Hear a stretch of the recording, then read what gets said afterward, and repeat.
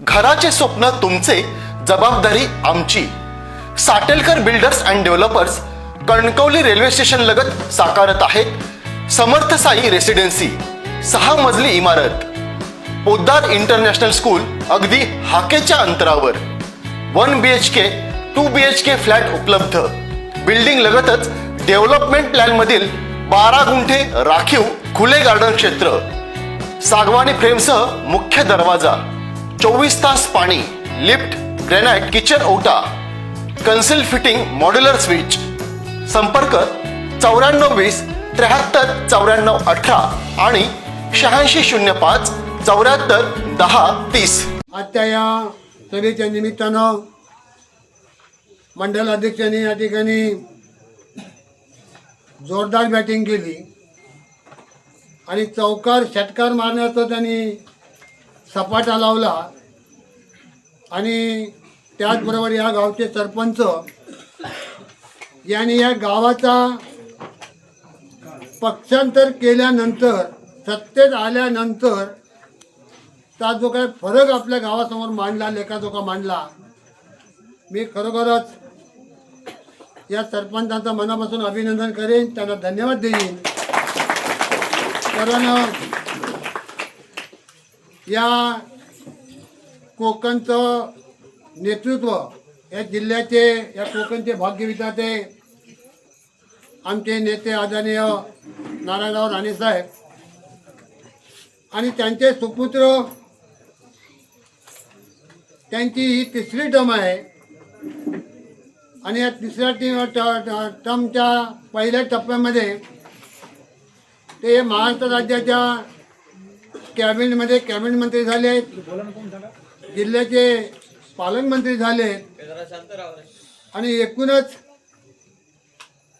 या जिल्ह्याचा, या विधानसभा मतदारसंघाचा जो काय या ठिकाणी विकासाचा त्यांनी जो काय सपाटा लावलेला आहे आणि त्या अनुषंगानंच आज जर आपण या आपल्या तालुक्यात जर बोलायचं झालं तर विरोधी पक्षाच्या असणाऱ्या, उभाटा गटाकडे असणाऱ्या पदाधिकाऱ्यांना, कार्यकर्त्यांना फार मोठा आज या ठिकाणी पश्चाताप झालेला आहे. आणि त्यांनी हे मान्य केलेलं आहे की भविष्यामध्ये जर का आम्ही हे असेच राहिलो तर आमचा कोणत्या प्रकारचा विकास होणार नाही आहे, आम्ही विकासापासून वंचित राहणार आहोत आणि भविष्यात आम्ही लोकांना काही देऊ शकणार नाही आहोत. आज जसं दिलीपजींनी सांगितलं, तालुकाजींनी सांगितलं की या संपूर्ण जिल्ह्यामध्ये नव्हे तर संपूर्ण गल्लीपासून दिल्लीपर्यंत ही भारतीय जनता पक्षाची या ठिकाणी सर्व केंद्रस्थाने, सत्तास्थाने जी आहेत ही भारतीय पक्षाच्या झेंड्याखाली आज या ठिकाणी कार्यरत आहेत. आणि त्यामुळे या भागाचा, या कोकणचा विकास ज्यांच्या माध्यमातून आज झालेला आहे ते आदरणीय नेते आमचे नारायण साहेब असतील, या मतदारसंघाचे लोकप्रिय आमदार, कार्यसम्राट, पालकमंत्री नितेश राणे साहेब असतील, यांच्या माध्यमातून हा विकास झालेला आहे. आणि आपल्याला माहिती आहे की या ठिकाणी लाडक्या बहिणींचा जो काय हप्ता असेल त्या महाराष्ट्र शासनाचा, त्याचप्रमाणे या ठिकाणी भजनी कलाकारांना मानधनाचा विषय असेल, तुमच्या घरेलू कामगारांचा हा विषय असेल, असे अनेक लाभ या राज्याच्या शासनाच्या माध्यमातून या ठिकाणी आपल्याला मिळालेले आहेत. या ठिकाणी आवर्जून एक गोष्टीचा उल्लेख करावा लागेल की या सरपंच महोदयांनी जे आज या ठिकाणी आपल्यासमोर काही गोष्टी मान्य केलेल्या आहेत की सत्ता नसताना, मी सरपंच असताना मला काही करता येत नव्हतं, परंतु मी पक्षांतर केल्यानंतर या ठिकाणी या गावामध्ये कोट्यावधी रुपयाचा निधी आणण्याचं काम या दिलीपरावजी राणेसाहेबांच्या माध्यमातून, त्यांच्या सहकार्यातून या गावाला, लोरे गावाला या ठिकाणी दिला गेलेला आहे. आणि आज या गावाचा सर्वांगीण विकास होण्यासाठी आज जर आपण प्रवाहाबरोबर नाही राहिलो, सत्तेच्या माध्यमातून आपण त्याच्यामध्ये सहभाग नाही घेतला तर आपल्या भागाचा, आपल्या गावाचा या ठिकाणी विकास होत नाही आहे. आपल्याला माहिती आहे की या तालुक्यातील आज उबाटा गटाचा जो या ठिकाणी जो काय प्राबल्य होतं यापूर्वी, तर या ठिकाणी नितेश साहेबांच्या नेतृत्वाखाली त्यांच्या कार्यावर प्रेरित होऊन या ठिकाणी अनेक लोकांनी या आपल्या भारतीय जनता पक्षाच्या ह्याच्यामध्ये आज प्रवेश केलेला आहे. आत्ताच या ठिकाणी एक तासाभरापूर्वी नितेश साहेब या ठिकाणी आले होते निवडणुकीच्या प्रचाराच्या निमित्तानं, आणि या तालुक्यातील असंख्य शेकडो कार्यकर्त्यांनी आपल्या भारतीय जनता पक्षाच्या पार्टीमध्ये आज प्रवेश केलेला आहे. आणि गावामध्ये अशा प्रकारची ही प्रवेशाची लाट या ठिकाणी आपल्या भारतीय जनता पक्षामध्ये आज झालेली आहे. 100% हा तालुका, हा विधानसभा मतदारसंघ हा भारतीय जनता पक्षाचाच या ठिकाणी सिद्ध झालेला आहे. आणि आपल्याला सांगू इच्छितोय की या ठिकाणी ज्या होऊ घातलेल्या जिल्हा परिषद पंचायत समितीच्या निवडणुका आहेत, त्याच्यामध्ये 3 जिल्हा परिषद सदस्य आपल्याला निवडून द्यायचे आहेत. 3 प्रभाग ज्या ठिकाणी जिल्हा परिषद सदस्यासाठी आहेत आणि 6 पंचायत समिती सदस्यासाठी आहेत. त्याच्यामध्ये 6 सदस्य संख्या असणाऱ्या या तालुक्यामध्ये एक पंचायत समितीचा सीट आमची तालुकाध्यक्ष मिसेस ही बिनविरोध आलेली आहे. माझ्या कोलपेट जिल्हा परिषद मतदारसंघाची सीट जिल्हा परिषद एक बिनविरोध आलेली आहे. आणि आता उर्वरित ज्या हे 5 आणि 2 7 सीटा ज्या आहेत, 2 जिल्हा परिषद आणि 5 पंचायत समित्या, या 7च्या 7 जागा ह्या विजयी उमेदवारासाठी आहेत आणि ते विजयी झालेले आहेत. त्याच्यामध्ये कोणत्या प्रकारची आपल्याला शंका असण्याचं कारण नाही आहे. फक्त आता आपल्याला भविष्यात या उर्वरित काळामध्ये अवधी फार कमी आहे, 2-3 दिवसाचा कालावधी शिल्लक आहे. हे उमेदवार 7च्या 7 प्लस 2 आलेले बिनविरोध, हे उमेदवार 9च्या 9 6 प्लस 3 हे 100% या तालुक्यातून विजयी असणारे उमेदवार असणार आहेत, विजयी झालेले उमेदवार आहेत. आता आपल्याला भविष्यामध्ये त्यांना निवडून देण्यासाठी आपल्याला काम करायचं नाही आहे. आपल्याला काम जे करायचं आहे की विरोधी पक्षाचे प्रतिस्पर्धी जे उमेदवार आहेत या ठिकाणी त्यांच्या विरोधात त्यांचं डिपॉझिट जप्त कसं होईल आणि कमीत कमी मताधिक्य कसं केले जाईल यासाठी आपल्याला काम करायचं आहे. हे निवडून आलेलेच आहे. आता त्यांच्या निकालाची तुम्ही काय वाट बघायची गरज नाही आहे. आज देखील या ठिकाणी या 9च्या 9 उमेदवारांचे विजयाचे फटाके, विजयाचा गुलाल उधळायला कोणत्या प्रकारची हरकत नाही आहे. तुम्हाला तालुक्याला निकाल ऐकायला जाण्याची गरज नाही आहे. तुम्ही घरात आत्तापासून हा निकाल भारतीय जनता पार्टीच्या 100% 100% हे सर्वचे सर्व उमेदवार हे निवडणुकीमध्ये निवडून आलेले आहेत. फक्त आपल्याला जे काय काम करायचं आहे, जसं आमच्या मंडळात हे सांगितलं की या बूथवर पडणारा जे मतदान आहे, लोरेच्या बूथवर 2 बूथ आहेत, 2 बूथ या ठिकाणी आहेत. या 2च्या 2 बूथवर या ठिकाणी या उमेदवाराचं प्रतिस्पर्धी उमेदवाराचं डिपॉझिट जप्त करून त्या ठिकाणी तुम्ही आपलं या गावाचं एकूणच जे काय मताचा टक्का आहे तो वाढवून देण्याची गरज आहे. दिलीपरावजी, दुपारी आमच्या मतदारसंघातील एक पंचायत समितीचा उमेदवार उभाटाचा होता आणि तो आत्ता त्या मतदारसंघामध्ये आमच्या भुईवाडा मतदारसंघामध्ये तो रिंगणामध्ये असणारा उमेदवार आहे. त्याने फॉर्म भरलेला आहे उभाटाकडनं आणि तो उमेदवार म्हणून तो प्रचाराला लागला होता. परंतु त्या भागामध्ये ज्या वेळेला तो प्रचारासाठी फिरायला लागला त्यावेळेला तो समजून गेला की माझं डिपॉझिट जप्त करून घेण्यापेक्षा मी थांबलेलं बरं.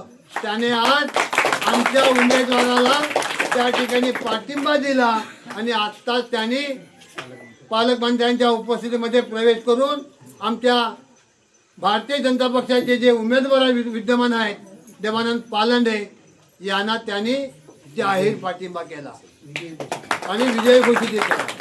त्यावेळेला आम्ही प्राथमिक लेवलला त्यांचा प्रवेश उपळे गावामध्ये देवानंद पलानीच्या मतदारसंघामध्ये घेतला होता आणि त्यावेळेला त्या ठिकाणी लाईव्ह आमचं त्या ठिकाणी हे मनोगत हे घेतलं, त्यांनी बाईट घेतली आमची.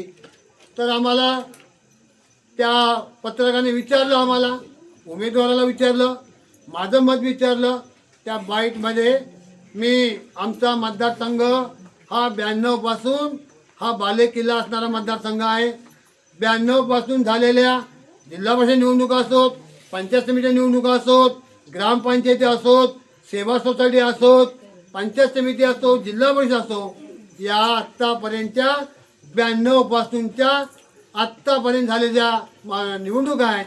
काल झालेली 1 वर्षापूर्वी विधानसभेची निवडणूक नितेदानी सभेत असेल, त्याच्यामध्ये 1 नंबरचा मताधिकार देणारा जर कुठल्याही तालुक्यातला मतदारसंघ असेल तर तो कोळपे जिल्हा मतदारसंघ आहे. आणि म्हणून त्या मतदारसंघाकडे आज सगळ्यांचा त्या ठिकाणी ओपन झाल्यामुळे बरेच जण त्या मतदारसंघामध्ये इच्छुक निर्माण झाले आणि त्या मतदारसंघामधले काही उमेदवार पक्षाचा आदेश, नेत्यांचा आदेश मानून त्या ठिकाणी संवाद मानून त्या उमेदवाराला निवडून येण्याचे कामाला लागले. आणि आज त्या मतदारसंघामध्ये जो पत्रकार आम्हाला जेव्हा विचारायला लागले की हे कसं काय शक्य आहे, तुम्ही हे कसं काय काम करताय, तर म्हटलं आम्ही राणे साहेबांचं नेतृत्व मानलेलं आहे. राणे साहेबांचे आमच्यावर संस्कार आहेत, त्यांनी आम्हाला शिकवण दिलेली आहे संघटनेचं काम कशा प्रकारे करावं, कशा प्रकारे आपलं बूथ सांभाळावं. आणि त्याच जोरावर आमच्या प्रत्येक गावामध्ये प्रत्येक बूथवर संघटनेचं काम प्रभावीपणे असल्यामुळे कार्यकर्त्यांच्या जीवावर बूथ कमिटीच्या माध्यमातून, पक्षाच्या पदाधिकाऱ्यांच्या माध्यमातून सातत्यानं त्या ठिकाणी आम्ही संपर्क ठेवत असल्यामुळे त्यांच्या जीवावर आम्ही ह्या निवडणुका जिंकलेल्या आहेत. उद्या सकाळी आज आमच्या तालुक्यातला उमेदवार त्या ठिकाणी दिला, बिनविरोध झाले. उद्या सकाळी आमच्या नेत्यांनी या जिल्ह्यातल्या दोडामार्गच्या उमेदवाराला जरी त्या ठिकाणी उभं केलं तरी आमची निवडून देण्याची ताकद आणि हिंमत त्या मतदारसंघामध्ये आहे. आणि जर का कोळपे जिल्हा मतदारसंघ जर अशा प्रकारचा मताधिक्य आणि अशा प्रकारचं बूथवर काम करत असेल तर तुम्ही सुद्धा आज या मतदारसंघामध्ये असणारे बूथवर असणारे कार्यकर्त्यांनी त्याच्या मनामध्ये जी असणारी त्यांचा जो कार्यकर्त्यांचा रग आहे तो जिवंत केला पाहिजे. आणि एकूणच या ठिकाणी पेटून उठून या आमच्या दोन्ही उमेदवारांना एक जिल्ह्याचं मोठं सभागृह आहे जिल्हा परिषदचं, त्या सभागृहामध्ये आपल्याला रिद्धी सुतार या मॅडमना त्या ठिकाणी मोठ्या मताधिक्यानं आपण सर्वांनी या ठिकाणी निवडून देणं. आणि ते असं निवडून देणं नाही की हे समोरच्या उमेदवाराचं ह्या दोन्ही बूथवर डिपॉझिट जप्त कसं होईल अशा प्रकारचं काम करून त्या ठिकाणी तुम्ही मताधिक्य देणं गरजेचं आहे. त्याचप्रमाणे आमचे पंचायत समितीचे उमेदवार सिद्धेशराव राणे तरुण आहेत, होतकरू आहेत आणि त्यांचं एकूणच काम करण्याची त्यांची चांगली उमेद आहे. राजकीय वारसा त्यांच्या वडिलांपासून त्यांना मिळालेला आहे आणि अतिशय उच्च शिक्षित असणारा हा युवा कार्यकर्ता आज आपल्या लोरे पंचायत समितीमध्ये ते आज उमेदवार म्हणून उभे आहेत. आणि त्यांना सुद्धा या मतदारसंघातून मोठ्या मतदाधिक्यानं आपण सर्वांनी निवडून द्यावं. राणेसाहेबांचे सहकार्य तुम्हाला असणार आहे, पालकमंत्री सहकार्य लाभणार आहे. आणि दिलीपराव राणे यांनी आज जो काही निधी या मतदारसंघामध्ये कोट्यवधी रुपये निधी जो आणलेला आहे हे खरं म्हणजे त्यांनी आपल्या ताकदीवर, त्यांनी आपल्या हिमतीवर आणि साहेबांच्या पालकमंत्र्यांच्या एकूणच त्यांच्या जवळच्या संबंधातून, कारण पालकमंत्री हे जिल्ह्याचे जरी असले तरी आमच्या तालुक्याचे मिनी पालकमंत्री हे दिलीपराव राणे आहेत आणि त्याच्यामुळे या मतदारसंघाला कोणत्याही प्रकारचा निधी कमी पडू दिला जाणार नाही. हे कोट्यावधी 1.5 कोटीचा आकडा जरी वाचला तर भविष्यात या मतदारसंघामध्ये जी काही उर्वरित कामं आहेत, उर्वरित विकास आहे हे त्यांच्या माध्यमातून या मतदारसंघामध्ये होणार आहे. आज जिल्हाभर सदस्यांना उद्या सदस्य म्हणून सभागृहात गेल्यानंतर त्यांना निधी मिळणार आहे वर्षाला कोट्यवधी रुपयाचा. पंचायत समिती सदस्य म्हणून त्यांना निधी मिळणार आहे कोट्यवधी रुपयाचा. आणि हे त्यांच्या दोघांच्या माध्यमातून या भागातले अडचणी समस्या ज्या काय आहेत, पालकमंत्री हे आपल्याला मदत करणारच आहेत, त्यांच्या माध्यमातून हा विकास होणारच आहे. परंतु ह्या दोन्ही वरच्या सभागृहात आणि खालच्या सभागृहात आपण या दोन्ही उमेदवारांना भरघोस मताने निवडून द्यावं. कमळ हे त्यांचं चिन्ह आहे. पहिल्या पसंतीचं मत हे जिल्हावर सदस्यांना द्यायचं आहे आणि दुसऱ्या खालच्या टप्प्यामध्ये त्याच मशीनवर हे पंचायत समितीच्या सदस्यांना निवडून द्यायचं आहे, मतदान करायचं आहे. तर ह्या दोन्ही उमेदवारांची आमच्या कमळ या चिन्हासमोरचं बटन दाबून त्यांना भरघोस मताने निवडून द्यावं अशा प्रकारची मी तुम्हा सर्वांना कळकळीची विनंती करतो आणि मी या ठिकाणी थांबतो. जय हिंद, जय महाराष्ट्र. ताज्या अपडेट्स आणि ताज्या बातम्यांसाठी आजच सबस्क्राईब करा आपला Sindhudurg digital news channel. Like करा, शेअर करा, कमेंट करा आणि महत्त्वाचं म्हणजे बेल आयकॉनला क्लिक करायला विसरू नका.